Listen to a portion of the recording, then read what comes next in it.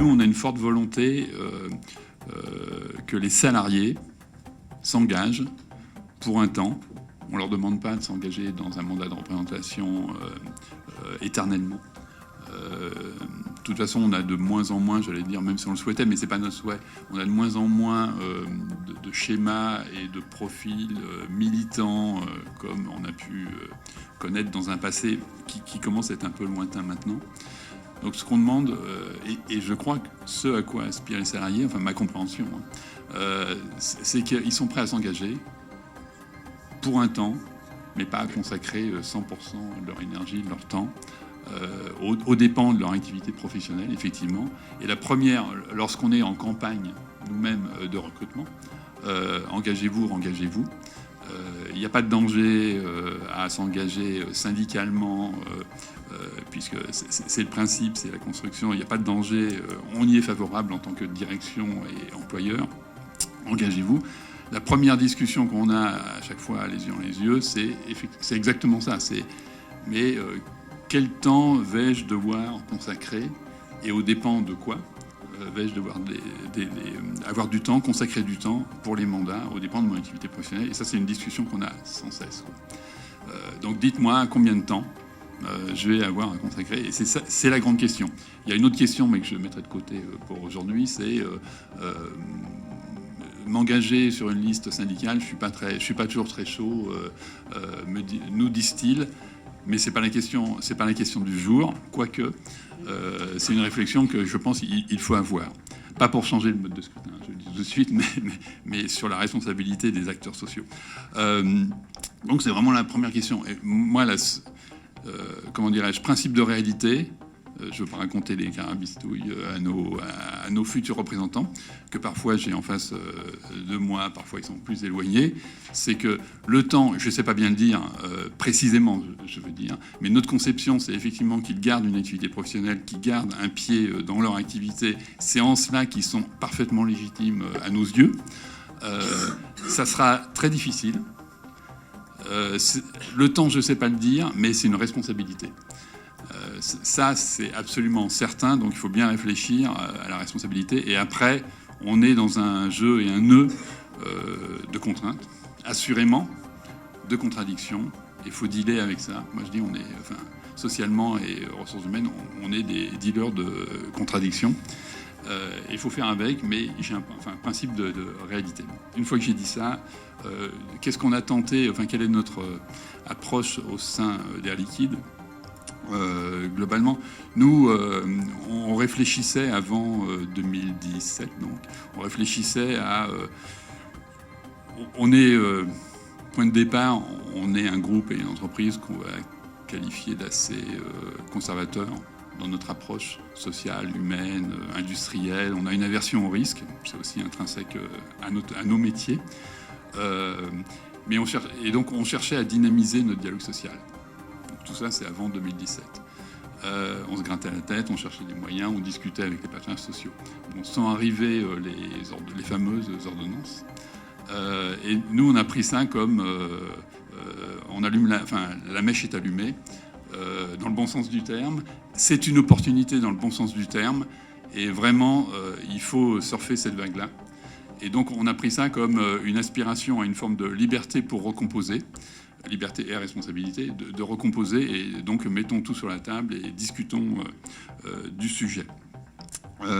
Du point de vue, donc on a architecturé nos instances, comme on l'a tous fait. Dans notre approche, on n'a pas voulu repousser, je ne sais même plus dire quel était le délai ultime pour recomposer les CSE, mais on voulait tenir nos échéances. À chaque fois qu'une instance arrivait à échéance, eh ben on la renouvelle dans le champ de la nouvelle réglementation, dans le champ des ordonnances, quoi. Quand je dis réglementation, en fait, notre vision, c'était prenons nos responsabilités, on nous donne un champ qui est quelque peu ouvert, donc recomposons et réfléchissons ensemble comment on le fait. Donc ça, on l'a fait très vite. On a déjà renouvelé, par exemple, certains CSE, celui de Air Liquide SA, les élus que tu as rencontrés, par exemple, ils sont issus d'un renouvellement, d'ores et déjà. Et donc, du point de vue de l'aspiration, ensuite, vis-à-vis des élus, on était déjà dans cette logique des anciens et des plus jeunes, on va dire. L'âge n'ayant pas à voir là-dedans, des anciens militants et des plus jeunes futurs représentants qui voudraient bien se présenter, mais qui parfois avaient beaucoup de bouteilles dans l'entreprise et étaient tout à fait expérimentés et anciens. On est dans un milieu où il n'y a pas beaucoup de turnover externe, donc les gens font leur carrière au sein du groupe, donc c'est important à considérer. Donc on a eu une double approche.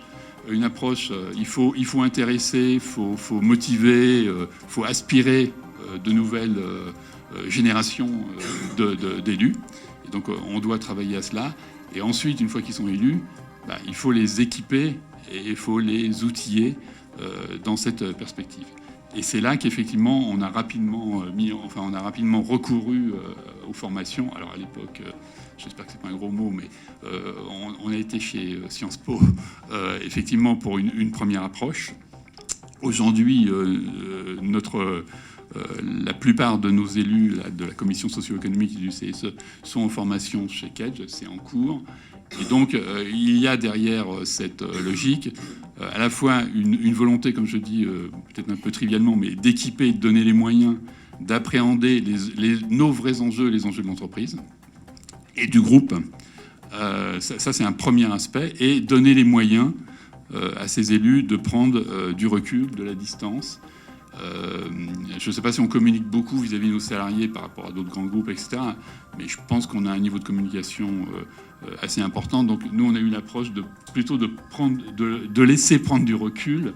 Tu m'avais sollicité pour intervenir vis-à-vis des élus. Plutôt de les laisser dans un corps enseignant, académique, réfléchir. Ça ne veut pas dire qu'on ne se parle plus.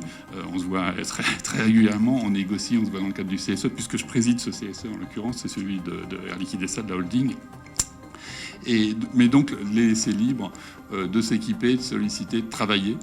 Et ils sont en cours avec une connexion, à la fois la prise de recul et la grande connexion avec nos propres enjeux.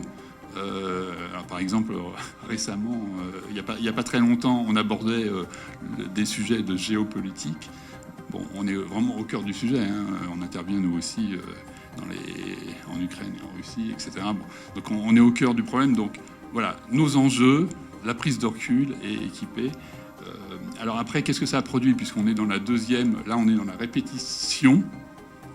Même si les méthodes ou la forme a un petit peu changé. On voulait aussi, apporter la reconnaissance. C'est sans doute ce qui nous avait conduit prioritairement à Sciences Po à l'époque. On voulait aussi apporter la reconnaissance à l'engagement et la prise de responsabilité. C'est pas négligeable. On a des élus qui ont un niveau de formation académique, d'éducation relativement élevé à cet endroit-là.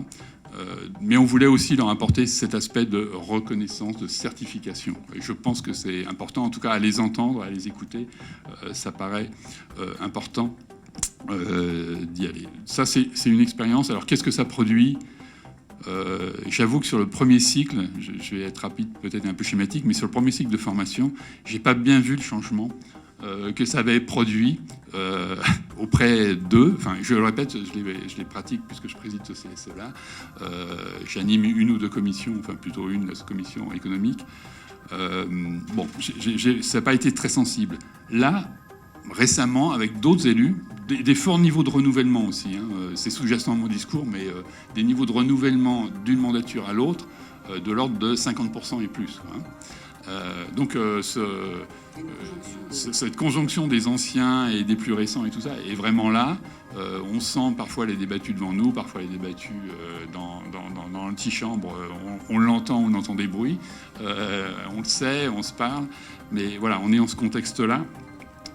Je dois dire, moi, il me semble que, modestement et humblement, on commence à voir des signes, effectivement, d'évolution sur l'approche des questions qui viennent du terrain, de la qualité de vie au travail, des choses comme ça. Je vais prendre un exemple précis, un peu schématique, mais on est au tout début. Un sujet de RPS dans un de nos sites, dans un centre de recherche. c'est souvent là que ça se passe finalement. Mais un sujet voilà, de RPS. Bon, antérieurement, on aurait eu expertise, enquête, truc, machin. Je ne sais pas si ça aurait contribué à résoudre quoi que ce soit. Là, les élus ou certains élus sont venus nous voir en disant voilà ce qui se passe. On voudrait avoir une approche. On vient d'avoir un cours formidable et un échange formidable à Cage sur le sujet. C'est totalement connecté et on voudrait proposer à la direction une approche. Bon, effectivement, on saute à pieds joints, on est au tout début, mais on saute à pieds joints donc voilà, sur cette opportunité. Et c'est ça qu'on veut produire dans les faits et dans la qualité de l'échange et de la présentation.